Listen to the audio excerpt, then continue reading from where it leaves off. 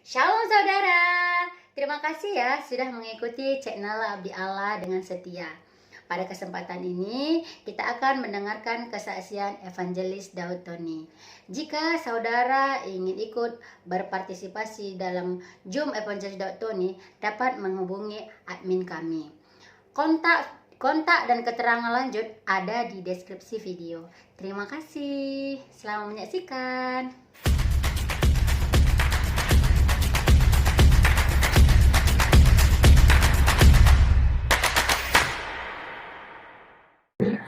Pak, hari ini kita mau berbicara mengenai korelasi antara alam jasmani dengan alam roh, Pak. Orang banyak menyebutnya alam gaib, nah kita menyebutnya alam rohani. Kenapa bisa barang jasmani kadang-kadang ini bisa transfer ke alam roh, kemudian kembali lagi ke alam jasmani? Itu sebetulnya seperti apa, Pak? Prinsip kerjanya seperti apa? Dalam dunia nyata itu ada dunia maya. Nah, dunia maya itu disebut dunia gaib. Arti gaib sendiri itu adalah rahasia. Gaib sendiri artinya rahasia atau misteri atau berhubungan dengan alam roh. Nah, artinya gaib itu adalah misterius, rahasia. Artinya sesuatu yang gaib itu sesuatu yang sangat rahasia, sesuatu yang misterius. Nah, apa ada hubungan antara alam nyata dengan alam manusia kan gitu? Alam jasmani. Perlu Matthew tahu bahwa manusia itu tadi tubuh, jiwa, dan roh. Ya. Jadi masih ada satu unsur yang membedakan antara manusia dengan binatang, yaitu roh. Roh. Nah, roh ini pula yang berhubungan dengan Elohim, berhubungan dengan Tuhan. Nah, kalau kita perhatiin, pasti ada hubungan antara dunia roh dengan dunia alam nyata manusia. Saya pastikan ada, karena manusia adalah roh. Manusia tubuh, jiwa, dan roh. Gimana, Matthew? Tubuh, jiwa, dan roh ya, Pak ya? Maka Tuhan Yesus berkata, sembahlah dalam roh dan kebenaran. Allah Elohim itu roh, sembahlah Elohim dalam roh dan kebenaran. Yang jadi pertanyaan satu, Matthew. Dalam ilmu fisika pun juga ada namanya itu teori cahaya. Materi dalam energi MC kuadrat, apa yang tahu itu? Saya kurang jelas itu ya. Albert Einstein dulu. Ya. Tentang teori cahaya. Perlu Matthew tahu bahwa malaikat itu dulunya diciptakan dari apa? Dari kemuliaan Tuhan. Cahaya. Betul? Berarti kalau tetangga kita ngomong itu dari api, salah Pak ya? Berarti sebenarnya kalau yang dari Alkitab mengatakan itu cahaya Pak ya? Cahaya, dan di Alkitab juga ada api juga. Itu dalam kitab Ibrani. Pelayan-pelayannya menjadi lautan api kan, dari api kan. Jadi api juga, kan api juga mengeluarkan cahaya. Jadi ada yang berkata dari api, ada yang dari cahaya. Tapi hal ini jangan diributkan lah, betul? Betul. Tapi yang jelas unsurnya satu, itu diciptakan dari kemuliaan Elohim. Nah, kalau sesuatu yang berhubungan dengan cahaya, pasti kekuatannya juga kekuatan kecepatan. Nah, jadi pada waktu iblis Lucifer itu jatuh dalam dosa, dibuang ke bumi, maka menciptakan alamnya. Tempat dia berada di bumi ini, yang disebut alam gaib.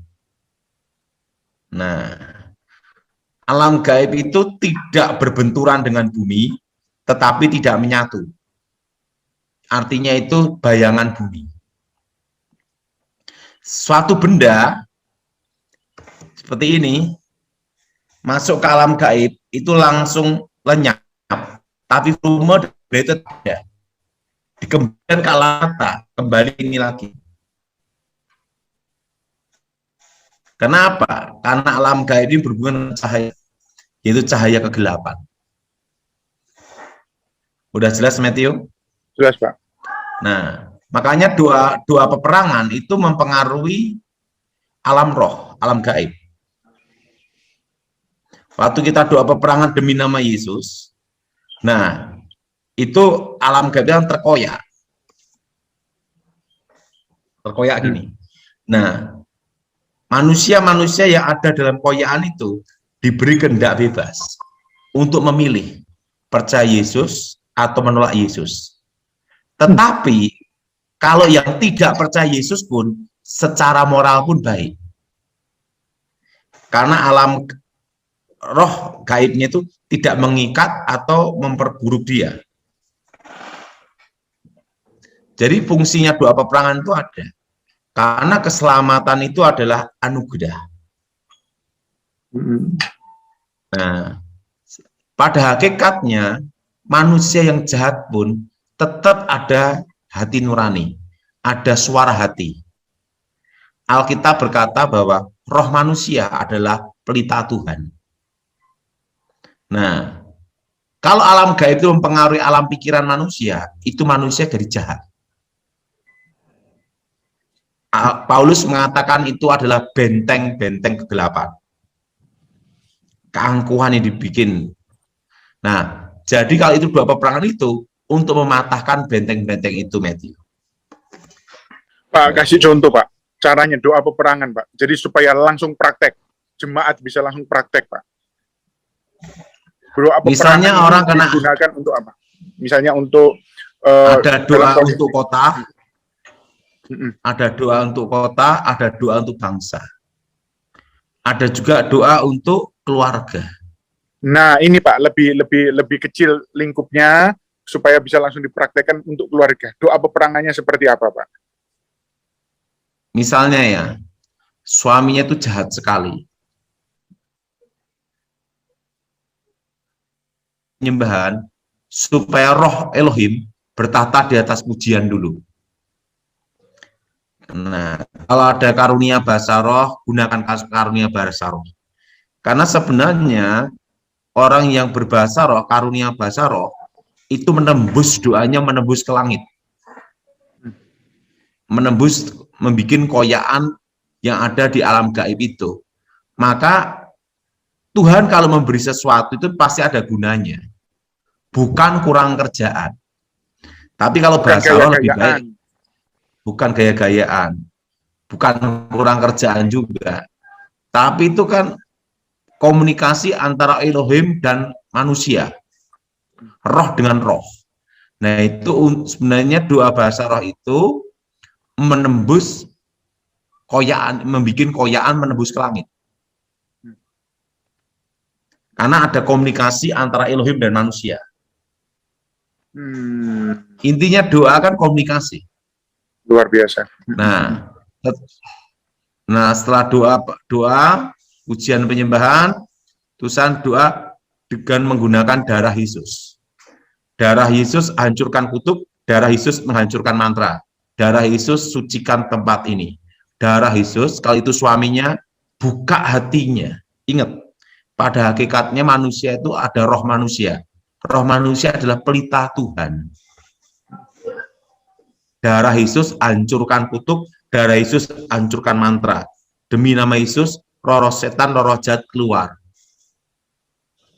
Jamah hati, sebut namanya. Nah, itu mempengaruhi roh dalam dirinya. Terutama kalau orang terkena guna-guna, kalau doa peperangan difokuskan wajahnya. Doa itu sebenarnya harus fokus.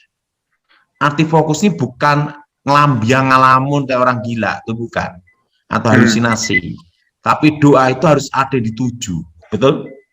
Minimal kita tahu persis kita maunya apa, kan begitu, Pak, ya? Ya. Konsentrasi seperti itu. Ya, kalau saya kebanyakan doa, saya fokuskan wajah orang tersebut.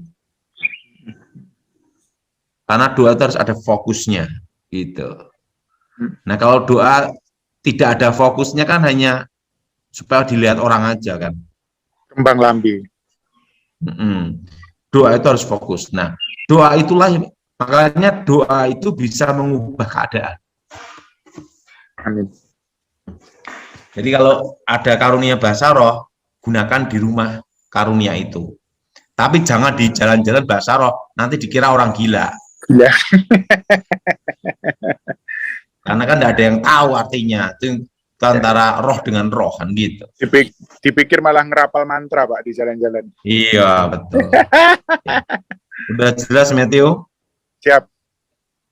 Nah. Berarti saya ulangi, kita melakukan pujian penyembahan terlebih dahulu. Kemudian kita berdoa dengan menggunakan bahasa roh. Kemudian kita fokuskan kepada yang mau kita tuju dan targetnya apa. Kita harus tahu betul tujuannya apa. Pak, apakah perlu itu mengikat, menghancurkan, mematahkan dan lain sebagainya, seperti yang diajar-ajarkan oleh para pendeta kita zaman dahulu kala? Ya memang benar. Alkitab itu kan dari dulu sampai sekarang tidak berubah. Nah, kalau doktrin yang benar kan itu pondasi kan, dasar. Jadi kalau itu benar ya lakukan. Sebagus-bagusnya rumah kalau tidak ada pondasinya kan ambruk. Nah, pondasi kita adalah Alkitab. Ya kita kembali ke Alkitab. Nah, Alkitab berkata apa? Apa yang kau ikat di bumi terikat di surga. Apa yang kau lepas di bumi terlepas di surga. Kan kata-kata kuasa. Alkitab berkata ikatlah orang-orang kuat. Betul? Dan betul. Ada lagi hancurkan segala pekerjaan iblis. Betul? Betul. Nah, itu semua di Alkitab, ya gunakan sesuai Alkitab gitu. Nah, contohkan Pak, misalnya ini sekitar contoh, istri saya jahat. Nah, ini doanya seperti apa Pak? Supaya langsung dapat gambaran pada jemaatnya. Darah Yesus sucikan tubuh jiwa rohnya. Roh Kudus ubah hatinya. Darah Yesus hancurkan kutuk, darah Yesus hancurkan mantra, darah Yesus bebaskan hidupnya. Demi nama Yesus, segala roh jahat keluar. Jelas Matthew? Luar biasa Pak ya? Wow. Doa simpel aja orang kadang males. Apalagi ruwet-ruwet bikin pusing kan gitu. Kan yang simpel aja Pak. Kalau kita tekunin itu ada kuasa. Ya. Tapi yang lebih simpel dari doa itu simpel kita itu minta tekun dan ada pendetanya. Kemauan. Nah, sebenarnya itu gini ya. Pendeta berdoa sama istrinya yang berdoa itu beda. Kenapa beda? Istrinya lebih terbeban. Betul. Betul? Betul. Bedanya di situ. Bedanya di situ. Makanya saya sering ajarkan pada jemaat. Jemaat harusnya sering-sering ngirim makanan lah ke rumah pendetanya. Supaya pendetanya ada bebannya. Gini ya. Doa itu enggak usah rumit-rumit. Doa itu hubungan kita dengan Allah, dengan Elohim. Ya kita bicara seperti saya berbicara sama Matthew ini. Nah, gini Matthew, apapun yang terjadi dalam hidup ini, semua itu akan kembali ke awal, ke dasar. Percaya Matthew? Nah, sebelum bertobat, saya kan latihan bela diri. Dari latihan dasar sampai latihan manapun tingginya, itu selalu lari. Pokoknya setiap latihan lari terus. Dari dasar, jurus 1, jurus 2, semua lari. Nah, saya tanya sama guru saya, kenapa lari guru? Ini dasarnya. Kalau lawanmu berat, ya lari. Gitu. Ya.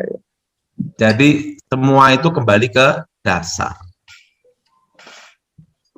Jelas? Ya. Jelas. Ya. Nah, gimana? Nah, Pak Pendeta, kenapa kayak paku, jarum, emas, berlian bisa masuk ke dalam tubuh, kemudian bisa di ronsen itu bisa kelihatan, Pak? Karena itu masuk ke alam gaib dulu. Tapi keluar lagi ke alam jasmani, buktinya di ronsen aja kelihatan. Gini, masuk ke alam gaib dulu, baru masuk ke dalam tubuh manusia. Nah, kalau sudah masuk tubuh dan manusia, itu tidak ada luka. Tapi kalau di alam nyata juga, tetap wujudnya emas berlian. Kalau digini ya keluar emasnya. Jadi sebelum Albert Einstein mengeluarkan teorinya cahaya, itu para dukun di Indonesia sudah praktek, tetapi tidak tahu teorinya itu loh. Rumusnya tidak bisa dicatat, nah ya Pak ya? Iya, jadi itu namanya, itu kan kecepatan cahaya. Dan itu tanpa luka.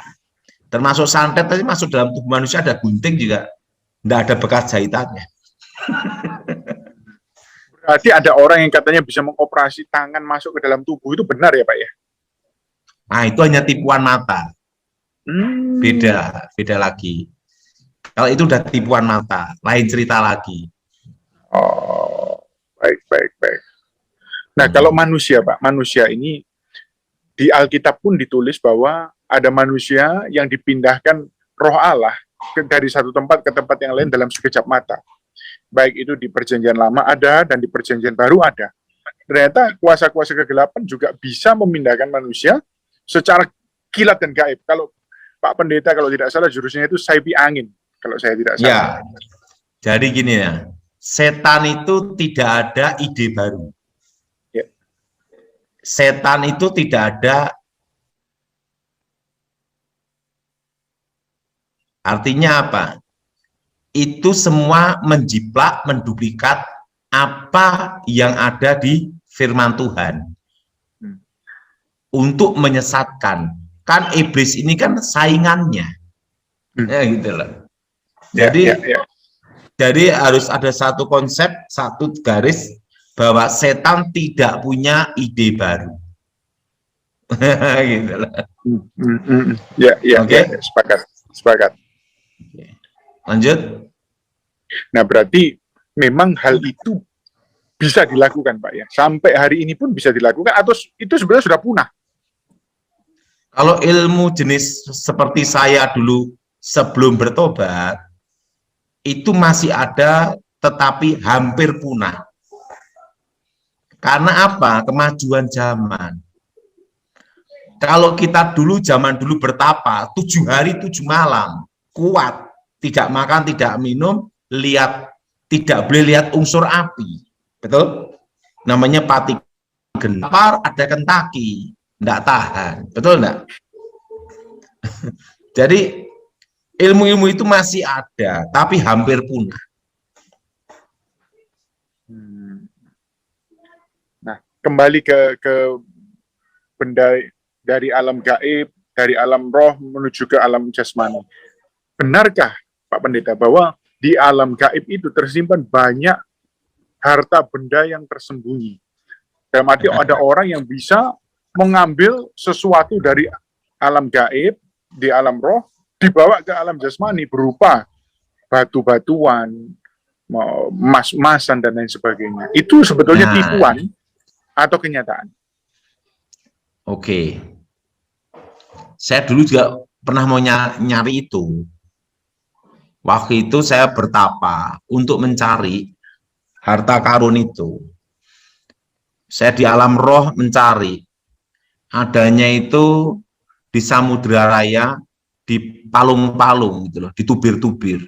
Yang jadi pertanyaan, mau ngambil siapa? Saya tidak bisa renang. Nah, akhirnya guru saya memberitahu saya bahwa zaman dulu itu sudah emas kerajaan zaman dulu, begitu kalah perang itu diambil sama penjajah, diambil Belanda, yang kedua sama Jepang.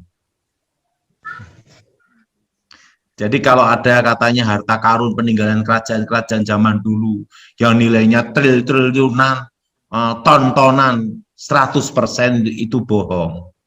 Sudah tidak ada. Yang ada itu gunung emas, itu privat. Tapi harus pakai alat berat ngambilnya, bukan pakai bertambah.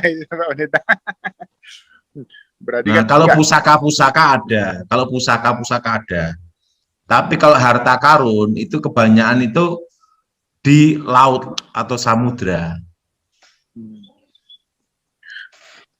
Di saat-saat seperti ini kan banyak orang yang secara ekonomi kita terganggu, Pak, karena COVID dan lain sebagainya, pandemi.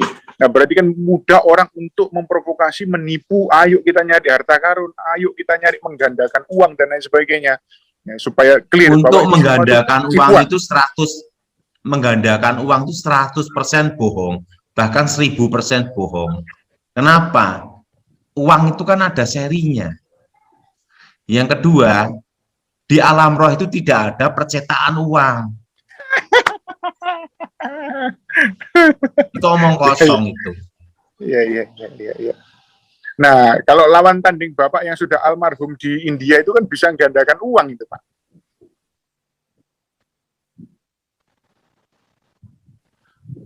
Saya penting sudah berdoa dan tugasnya sudah selesai, kan gitu. Baik. Oke, yang terakhir, Pak. Unsur-unsur semacam emas, batu permata, itu kan unsur-unsur bisa dibilang itu ada di surga, Pak. Di permata dan lain sebagainya itu kan dikatakan bahwa Lucifer dulu itu berjalan di antara permata, dan kita tahu emas itu surga terbuat dari jalanannya emas murni, gerbangnya emas murni, ada mutiara dan lain sebagainya.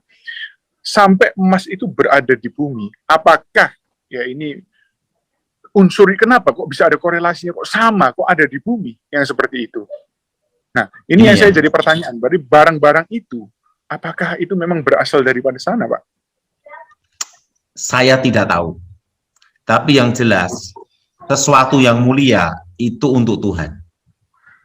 Dan Amin. untuk anak-anak Tuhan dan untuk umat Tuhan.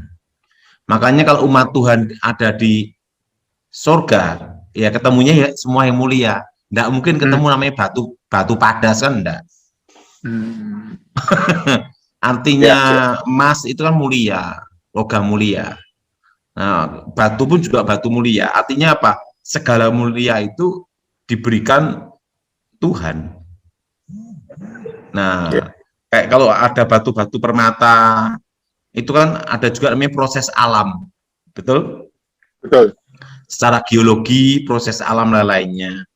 Tapi yang jelas, tidak ada yang baru di muka bumi ini. Ya. Jadi harus ada garis miring bahwa setan tidak ada ide baru.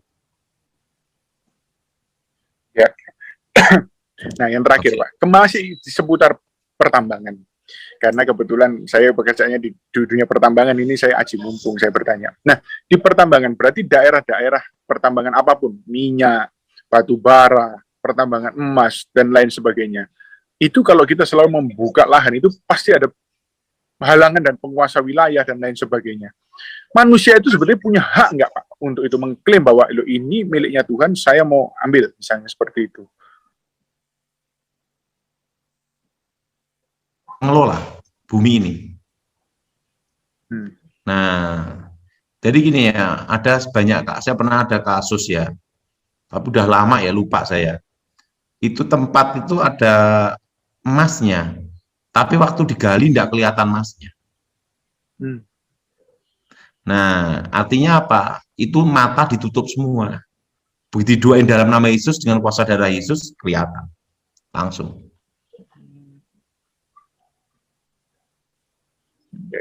Saya pernah diminta doa untuk suatu tempat tambang minyak ya gitu, ditutup, tidak bisa dibor bolak-balik, gagal.